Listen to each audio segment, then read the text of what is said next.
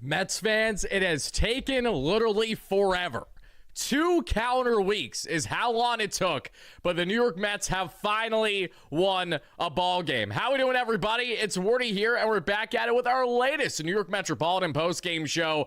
Finally, this monkey can be taken off of our back. It has been disgusting. It has been putrid. And don't get me wrong, there are still so many things god-awful about this New York Mets team right now. But nonetheless, we have a lot to break down as Mark Vientos rebounded big time today. First, he makes an unbelievably costly running mistake that we would see going right through third, going right through the stop sign. He sees red and he somehow says go, and he's out by a mile at home. That felt like it was going to cost the Mets in this ball game. Another day where they had terrible fundamental baseball. But thankfully, Mark Vientos was able to clutch up in the 8th inning for this New York Mets team. How we doing, everybody? Hit that like and subscribe button on your way in. We are live in real time. Thank you all so much for being here. I greatly appreciate that. Hopefully, we are all connected and getting everything sorted out here. I want to make sure that you guys can see and hear me fine. Let's get the W spam. Don't hesitate, everybody. Spam in the chat right now. I want to see all your immediate reactions. I want to see the hype. I want to see the love. I want to see the optimism. The optimism has to be 100% back, right? Because the New York Mets have finally won a ball game. I'm going to be rolling highlights from yesterday's matchup because I don't have them shoved up for today's game. So disregard that if you want to. 2 weeks we are talking about, okay? And that is to do the one, the only, the official, and yes, Francisco Lindor is injured because the baseball gods had to make sure he was injured. That was inevitably going to happen with Juan Soto returning from injury today. Regardless, let's let it rip as we always do with the one, the only, the 2 weeks removed, but it's back. Post-game jingle, baby. Let's do this. Post-game. Post-game. Calling all Knicks fans, come and join us now. Talking back. It's Mets post-game. Shout out to my guys, Greg and Jordan, as always, with the Wardy NYM post-game jingle. Love it or hate it, it is here to say. And folks, I have so much to say to each and every one of you. Are we lagging bad? Oh, bad Wi-Fi? If we may have a lag issue. Let's see if this gets any better, if it stays worse. Let me know, guys. I think we were probably lagging bad because of the, what was playing. But if it continues to be really, really bad with the lagging, let me know. Let me know. How are we? Is everything okay? Better now? I think it was because of the jingle. I think the jingle made it go absolutely wacky. Are we good? Chat, thank you kindly for doing it. I appreciate it, guys. Nope, still laggy? Still lagging? No, still lagging? Of course. Of course it is. Hold on, everybody. Hold on. We're going to troubleshoot this. Give me 1 second. I know what I got to do.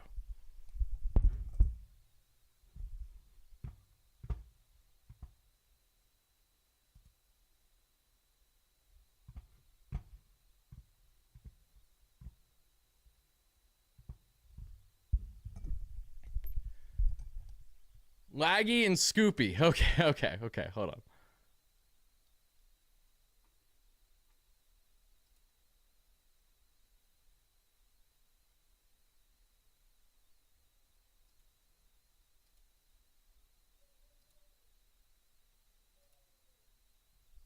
All right, guys, how are we now? Are we still lagging? We good?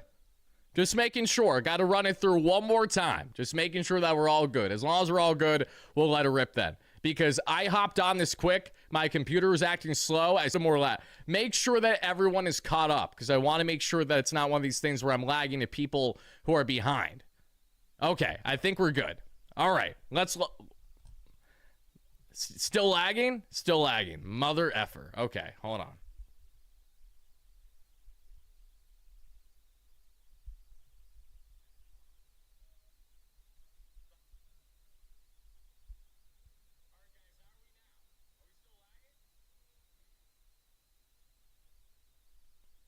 Dude, I'm live right now. What do you want?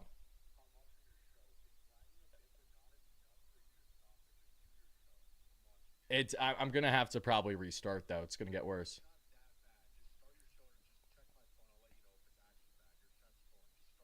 Okay. All right. All right, guys, let's get into this. Let's break it down. All that you need to know from the New York Mets somehow, some way, taking down the Minnesota Twins tonight by a final score of, yes, you guessed it, it's 3-2, just enough to get the job done. And this one, everybody, you guys can continue to let me know if the connection is too overwhelming for you. We'll change it if need be. Don't mind the lack of highlights beside me, too. I just want to make sure I'm running as little things as possible. That way the quality is okay for each and every one of you. But the first reaction that I need to say is finally, my God, listen, it has been such a drag covering every single game for the past number of weeks where there has been the exact same turnout literally every single time. And I do not look at this Mets team right now and I say, oh, Juan Soto's back, this changes everything, it's a completely different complexion of a club. I don't say that at all. I still look at this team, I see massive flaws. I see Carlos Mendoza, who continues to make me scratch my head when I take a look at the laps he's building. As you guys can see, this was the Mets lap. This is how the ball game ended today. We're going to get into all the key details from Bo Bichette's leadoff double that would come in to actually drive in the Mets' first round of the ball game, which was nice. Juan Soto, of course, got on base twice because he's a lock to get on base 2 to 4 times every single game. We're going to get into Francisco Lindor going down with injury as he was sliding into home that we saw. Again, the baseball gods had to make sure that the Mets aren't allowed to have too many nice things on the one day that they somehow, some way come out with the victory. We're going to get into top to bottom what we liked about tonight's lineup, what we didn't like about tonight's lineup. I did not love some of the matchups that we saw with guys like Tommy Pham towards the end of this lineup today, whereas you had guys like MJ Melendez and Carson Bench that would have been favorable, and certainly pitching matchups. I digress. Nonetheless, the Mets still get the victory. Pitching wise, Clay Holmes, another day of absolute brilliance. Clay Holmes has been absolutely stellar all season long for this New York Mets team, and I'm excited to break down his outing because he was an absolute bulldog for the New York Mets today. One of the only Mets starters that's been able to provide some form of length for them, going 7 beautiful innings, 5 hits, 2 earned runs, 1 walk, 3 strikeouts, a 2.1 ERA to begin the season for Mr. Clay Holmes. I want to hear from you Mets fans in the live chat in the comments down below. How would you grade Clay Holmes' final line and why? Thank you guys kindly for that. Also, thank you kindly for hearing from our amazing sponsor today, that being Prize Picks, that has you covered for anything and everything here in sports fantasy. Folks, like I told you, we're going to be building our daily laps, and now that Juan Soto's back, we're holding nothing back. Be on the lookout for tomorrow's lap that we're going to be posting on socials and then reviewing in our post-game breakdown there where Christian Scott toes the rubber for the Mets series finale. Folks, if you want to get in on the action when looking at more or less for strikeouts, hits, RBIs, you name it, our great friends here at Prize Picks have you covered. Don't hesitate. Join millions of users today, especially to all my amazing Mets fans, because it is live in the state of New York now. Don't hesitate. Don't wait. Join the millions of users for the best app in the game for all things projections and lineups. All you got to do is download the Prize Picks app and use our promo code HMA. That is going to be promo code HMA to get $50 in lineups after you place your first $5 lineup. One more time, promo code HMA to get $50 after you place your first $5 lineup. Prize Picks, it is good to be right, and thankfully, we were right with them with Noah McLean more on strikeouts yesterday. We went more at 6 or more, and of course, he got 10. We also, unfortunately, didn't get Marcus Semien the way that we needed to, but we did go 2 for 4 in our plays yesterday. So get in on it, everybody. Also, shout out to our amazing sponsor, that being in SeatGeek, that has you covered for anything and everything here in the ticketing space. SeatGeek, the official ticketing sponsor of the New York Mets, or should I say the official marketplace of the New York Mets. That's the best way to explain it here. Has you covered. So whether you want Mets tickets now that they're starting to get a win going, and not a winning streak, but they got one win, we know that, or anything in the entertainment space, use the promo code WARDY10 today, link down below, to get 10% off your next ticket purchase. Again, WARDY10 for 10% off your next ticket purchase for all things ticketing with our great friends there at SeatGeek. Now, everybody, let's get into this. I got a lot of breakdown in this one. You know it's going to be a great show when we have the jump scare by accident. I'm loving the grades I'm seeing for Clay Holmes as well. We're going to deep dive his outing here in a second. But listen, this was another far from sexy game for the New York Mets. Let's call it how it is. There was nothing, literally nothing enjoyable about this game for the most part, with the exception of the Mets' early offense. Juan Soto being the man, even when he looked a little rusty coming back, still was able to move Bichette over to third base in this ball game, and that move over allowed Bichette to eventually score with a couple outs. The Mets get that 1-0 lead. Clay Holmes would cough it up, then the Mets get it right back. Francisco Alvarez, who has been pretty much a stud all year so far offensively. I'm not overly surprised to see that, but I hope that both the defense and the offense can come in unison and we get the best version imaginable of Mr. Francisco Alvarez. Not only did Alvarez look good, but obviously Mark Vientos terrible base running blunder late in this ball game when it was tied 2-2 for him to step up the way that he did in the 8th inning to just get a dink in there to drive it a run. Listen, we're going to take it any which way we're going to take it. Do the Mets still have questions they need to answer with guys like Brett Beatty and Mark Vientos and the uncertainty that comes with them as young players? Absolutely. And do I think that the Mets are going to need more change to happen inevitably to do anything of significance this year? Absolutely. I'm still pro part ways with Carlos Mendoza. I'm still pro making a lot of drastic change and fast. One win, a one-run win, is not going to change my viewpoint on that, nor should it change yours as Mets fans. But as we continue on, everybody, a lot of breakdown. Let's begin today's discussion by thanking you guys so much for hitting that like and subscribe button, helping us get to 40,000 subscribers. Folks, we're doing a massive channel giveaway on the platform. Once we do that, we've done jersey giveaways. I'm excited to get everyone hooked up with our latest giveaways on that front. But after every certain amount of subs you do a giveaway, 40K, we got a massive one. So get involved, join the community, join our membership plans down below should you guys have interest too. Let's get into these comments. Michael Guido, great member. Thank you so much for gifting the membership, my guy. Very happy to have you in here. We got our guy, DG Ranger Scott, great member, 4 months. We sucked a little less tonight. You're damn right we sucked a little less tonight. We'll take it. Again, not perfect, not sexy, but a win is a win. The skit is completely done.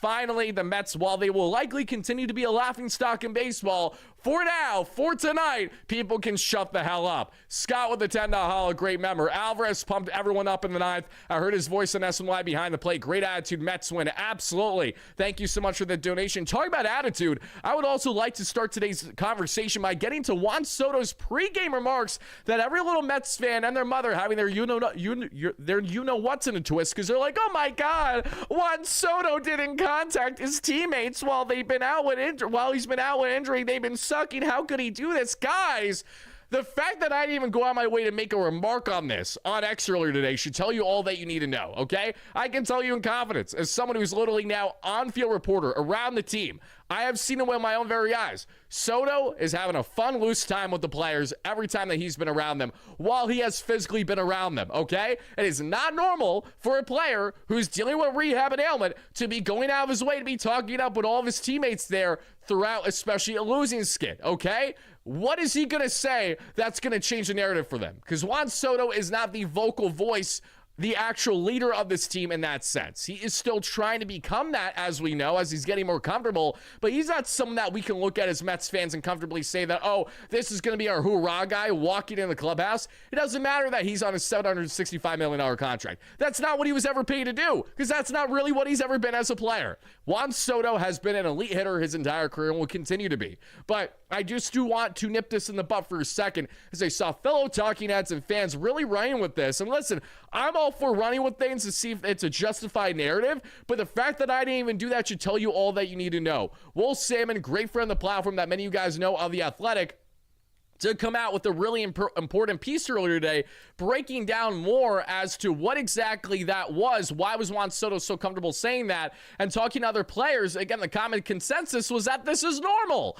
and that this is not something that you should look at and say to yourself, oh my God, Juan Soto is the worst thing imaginable for this team. Like, that's literally not how this works at all, okay? Juan Soto is just doing his typical Juan Soto stuff. Maybe if the team just got their head out of their ass, we wouldn't have to be worrying and complaining about literally leaning on one individual player to be messaging other guys, okay? We can't have this thought process of like, oh, the Mets can't lean solely on, that being in Soto when he returns from injury, but then when Soto does actually return from injury, you're like, what do you mean Juan isn't doing everything imaginable for the team? That doesn't make sense to me. Again, you can't have it both ways, everybody. It's one way or the other way, or it's the highway. Now, talking about the New York Mets as they were able to get this 3-2 victory, we do know that, again, Francisco Lindor did exit today's game, unfortunately, with injury. We're waiting to find out more word on that, and I will share that with you guys as soon as we get it, hopefully here in a second. In the meantime, let's get to some more comments. We got Nicholas with the $5 holla. Dreamweaver. Yeah, for Luke Weaver to have the outing that he did today, that was masterful, especially after Clay Holmes dominated the way that he did. Vladimir, great member, 6 months, was at the game yesterday, finally won a game. LF Jam, love to hear that, my guy. Unfortunately, they didn't win yesterday, but at least they won today. NYM Mets, great member with the $10 holla. New streak starts today. You said it, baby. Thank you so much. Nick Lehner, here and here. How we doing? Juliet, thank you so much for gifting a membership. That's very sweet and kind of you. We got Nick saying the following: Soto game picked off in the 8th, and a 2-2 game with a 12-game losing streak is unacceptable, but he looked absolutely locked in at the plate with 2 barrels at 104 miles per hour. He didn't miss a beat, and that is exactly why I haven't even yapped about Juan Soto getting picked off, because listen, even if Juan Soto is going to get picked off, the likelihood of him making up for his runs is honestly 10 times greater than any other New York Met. Casually right now. Let's call it how it is. Juan Soto in his first game back was still locked to get on base multiple times. You literally cannot say that about a single other player that the New York Mets have right now, because that's how incompetent that they have been. Nick, the Mets fanatic, great member of 5 months. Told you, Scott, on the homestand, I'll be there tomorrow. Awesome, my guy. I'm excited to see how Christian can do. Hopefully he dominates and can help secure the first series victory when it feels like forever. Listen, guys, the season starts now, right? Wink, wink. Alfredo, the $2 Robert, is looking brutal right now. What's going on? What's going on is the ebbs and flows of Luis Robert, who can be as Jekyll and Hyde as any player in the game today. That's what you're seeing. Nick with the $5 thought Soto being back is inevitably going to help him, so he has more stability in the lineup. Thoughts on Mauricio being called up to replace Lindor? He's been hitting well and can play third or short depending on where Bo goes. All depends on the severity of Lindor's injury, so to be determined, but obviously Ronnie would be a likely first thought should that happen. Dave Kaplitz, $2, great friend here. Mauricio must be called up now with Lindor hurt. So you guys are both thinking the same with that, and I commend you for thinking the same there. But let's actually see if we have any remarks regarding Lindor and his injury, and then let's break down this actual ball game together, okay? If you guys have not done so already, continue to hit that like and subscribe button on your way. And breaking news, the New York Mets, for the first time in 2 effing weeks, have finally decided to win a ball game. Let's get into this. Let's see if there's anything new here from SNY to share with each and every one of you. Not good. Not good. Okay, here's Carlos Mendoza, Mets skipper, talking about this injury. And no, I'm not excited to share it with you. Here we go. Do you have an update on Francisco? Now, but we announced the calf. He's gonna get an MRI tomorrow and see what we're dealing here with. Sucks. And when you see a guy like Lindor, or as tough as he is, like I knew right away when he was rounding third base that something wasn't right there. So we'll see what we got.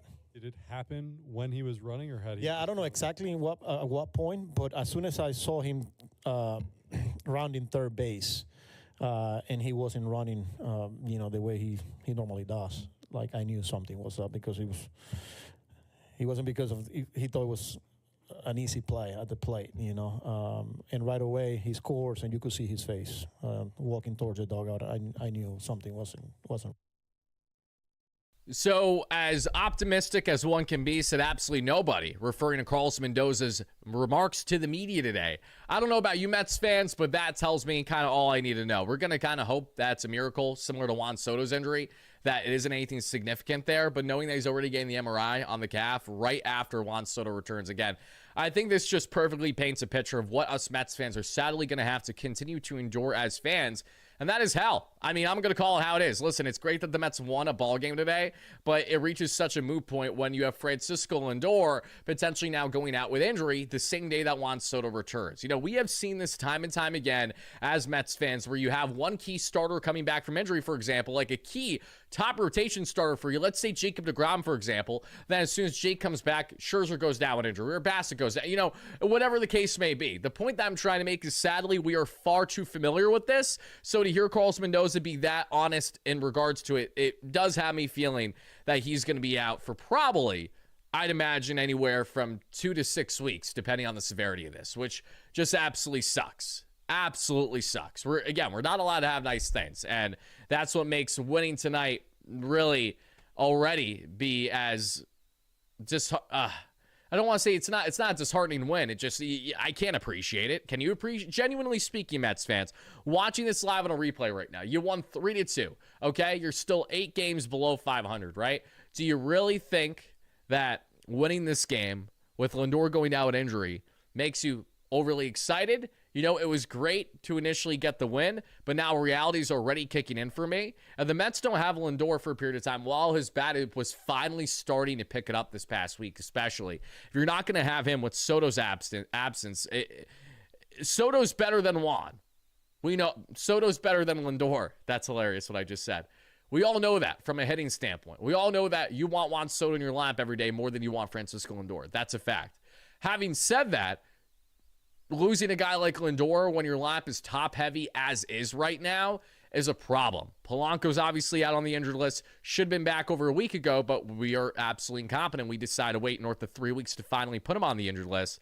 Nonetheless, this is where the New York Mets are now at, and now they are in a position where as soon as you get something, another has to be disregarded. You guys know the cliche line, especially from Marvel, soul for soul, if you will. That is literally what is happening before our very eyes yet again in Mets land as Juan Soto returns, but Francisco Lindor needs an MRI tomorrow. So we're going to hold our breath to see just how bad that injury actually is. Furthermore, let's get into breaking down this ballgame. As I mentioned, everybody, thank you all so much for the donations, the likes, the subscriptions, everything else in between. I will get to all the donations if there are any new once we're done breaking down this ballgame, because I do not want to waste and hesitate any time whatsoever. Let's rapid fire. Let's break it down, everybody. Let's get into this one together today.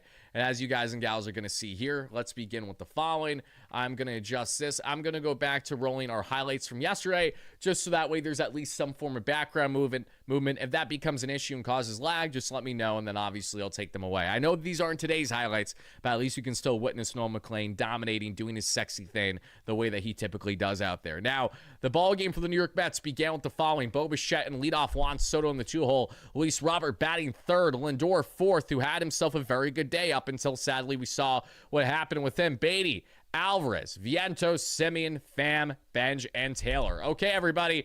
Byron Buxton flew out to begin the ball game. Then Francisco Lindor does a full jump man on Trevor Larnach that we would see for that second out. And then a flat on Josh Bell makes it a nice 1-2-3 to begin the ball game for Mets veteran right-hander and Clay Holmes. In the bottom of the first, we would see Bo Bichette lead off the ball game with his fourth double of the season there. That was a slider that he just turned on that we saw beautifully pulled too. Bo Bichette turning on a baseball, pulling a baseball, things that we really don't know all that well. I got to be completely honest with you. So beyond that, we see Soto fly out that moves the runner to third, that being in Bichette, and then Robert would strike out. Lindor, thankfully, though, clutches up with the RBI knock to make it a 1-0 Mets lead. Lindor got the Mets offense started today, which you love. Sadly, he would not be able to finish it due to injury. At the top of the second, a 1-2-3, all via ground out except for one for Clay Holmes. In the bottom of the second, the Mets go down 1-2-3, but this time the side is struck out. We get absolutely cooked by the Twins. And the second we get to the third, where we would then see a 1-out single for Royce Lewis, but worked around it beautifully was yet again Clay Holmes. In the bottom of the third, we would see a 1-2-3 from Taylor to Bichette to Soto.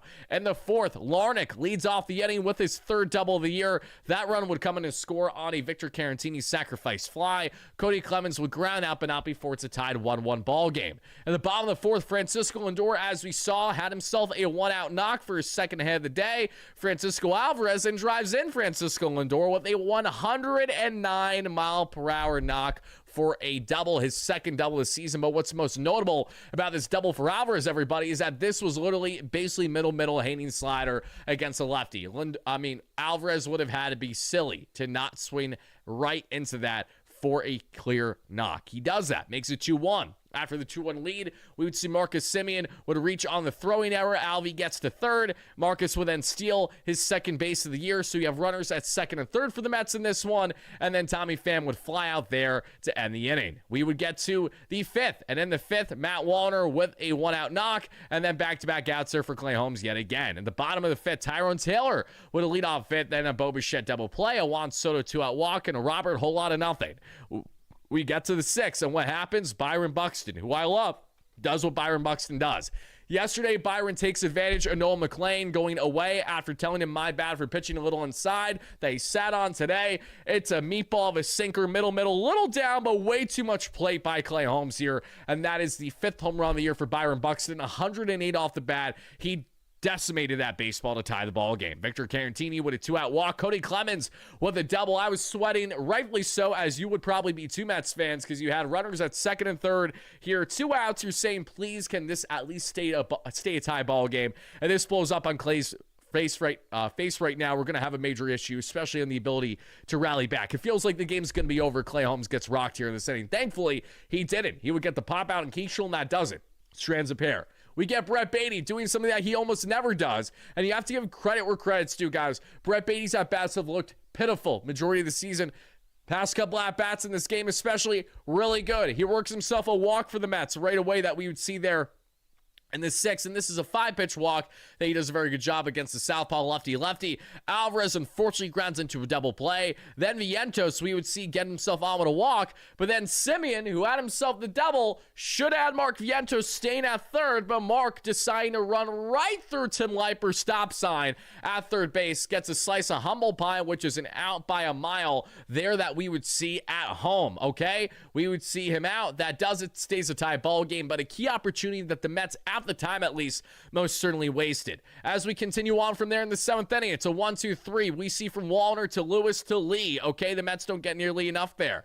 The Mets get more than enough, I should say. The Twins are the ones that got nothing there. Royce Lewis struck out as he lone strikeout in that inning. That was the final inning of work today of Clay Holmes that we're going to break down here in a second. But Clay Holmes, another day, another masterful outing. 7 gorgeous innings, 5 hits, 2 earned runs, 1 walk, 3 strikeouts. We're going to talk more about Clay here for you guys here real shortly. Eric Orsi, the former Mets reliever who, fittingly, now that Christian Scott is returning to the Mets rotation tomorrow, do you guys remember Eric Orsi's Mets debut? Because I remember it like it was yesterday. It's 2024. I want to say it's July. It's in Pittsburgh against the Pirates.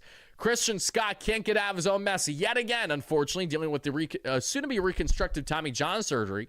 His partially torn UCL. He's just trying to make it work with the workload that he had. And here comes Eric Orsi trying to clean up his mess. It's like bases juice, less than 2 outs. You're facing Andrew McCutchen on the heart of the order for the Pirates, and they go to town. Eric Orsi has like a 100 ERA to begin his major league career because Christian Scott set him up for a literal failure. And I really hated how Mendoza put him in there for his debut. I still thought that was a silly decision then. I think it's a silly one now. Since then, Eric Orsi had a great year last year for the Tampa Bay Rays, has since been parted with to now be a Minnesota Twin. And as a Minnesota Twin, Orsi got Tommy Pham silly. Pham has looked putrid, obviously, since getting the call by the Mets. He's obviously not only looks 38 years old, but he just looks like someone who did not have a proper spring training, and showing that with the slider that missed, that was beautifully dotted and swung right through by Tommy Pham for a called strike 3. Pardon me on the swinging through. He didn't even swing. He literally took that, which made it worse because it was a dotted slider down and away. And then we saw Bo Bichette call out and strikes for the final out of the inning. So Eric Orsi works a clean 1-2-3, and we head to the 8th, where Brooks Raley gets himself a scoreless inning. Thankfully, he would get himself enough going here because we would see Raley walk Austin Martin, give up a single to Josh Bell. Then you would see Luke Weaver come in after Jeffers would come in. Luke Weaver would then walk. It's bases loaded. Raley can't get the job done. I love Brooks, but he hasn't looked like reliable the way that we need him to be right now. And then Keishel pops out in the infield. Thank God he pops out to Alvarez. And that gets us out of the bases loaded jam. Luke Weaver with some bulldog cojones. And that one, we get to the bottom of the 8th, where Juan Soto leads off the inning with a knock. Then we would see Brett Beatty. Unfortunately, while he's batting, Soto would be picked off there. Not ideal to see Soto picked off in that situation at all. But you can tell that he's not someone that's going to be doing that often. I'm not concerned about Soto when it comes to fundamental play the way that I have been about Lindor for a good stretch this season, and now Lindor's likely going to be on the shelf for a good amount of time, which absolutely sucks. Hate to see it. Literally hate to see it. Beatty gets on with his second walk of the game. Alvarez gets on with a walk. Beautiful back-to-back at-bats by the young former baby Mets. Now they're just Mets now. And Mark Vientos trying to make himself known, trying to say, you know what, I can rebound from my terrible base running blunder. And what does he do? He turns on a sinker for a little bloopy that drops 70-mile-per-hour hit. That's all she wrote. That is going to be the game winner. Brett Beatty comes in to score. Mets take a 3-2 lead. Marcus Semien is robbed of another hit today because Byron Buxton does what Byron Buxton does, and that is having gorgeous catches in center field to end the inning. And the 9th, we would see back-to-back strikeouts for Luke Weaver. On Wallner and Royce Lewis, he gives up a 2-out knock to Brooks Lee, but it does not matter. Byron Buxton, who is a stud, he strikes out on the changeup, beautifully placed down and away out of the zone. Luke Weaver secures a save, and the New York Mets, like I said, do something that they have not done in over 2 effing weeks, and that's do this thing called win a ball game. Let's get into Clay Holmes' numbers here in a second. I'm just trying to focus my camera a bit, so give me 1 second while I do that, everybody. If you haven't already, continue to smash that like and subscribe button on your way in. I really appreciate it, everybody. Thank you so much for being in here. On to the pitching. Let's talk about it. Mets offense was 2 for 8 with runners in scoring position and left 8 on base today, and they out-hit the Twins 8-7. And there was a 1-run difference, so we'll take that for what it is. Pitching-wise, we got a gorgeous outing, like I said, from Clay Holmes. And I need to really get into how good Clay was today, because Clay has been nothing short of impressive since the season began. And let's call it how it is to everybody. Since Clay Holmes made his Mets debut last year as a starter for the first time since 2019 with the Pirates, he's been the most reliable starter for the New York Mets, okay? If anyone goes out of their way to try to tell you that Clay Holmes is not a valuable piece to this rotation, they have no clue what they're talking about. And they're either fair weather or they're talking heads that aren't paying attention. Clay Holmes had over 160 innings last year, led the Mets right in that regard, right up there at least. You had guys like Peterson up there too. But his effectiveness and his consistency was greater than anyone else. Even when Clay wasn't at his best last year, it wasn't so bad that it was like, oh my God, this guy can't sniff this rotation. He was just going through a rough stretch where you weren't getting the length out of him that you're most certainly looking for. But Clay Holmes is not only providing length for us to a degree now, but he just looks like one of the more polished starters that you're going to get in any rotation. He's looking that good out here.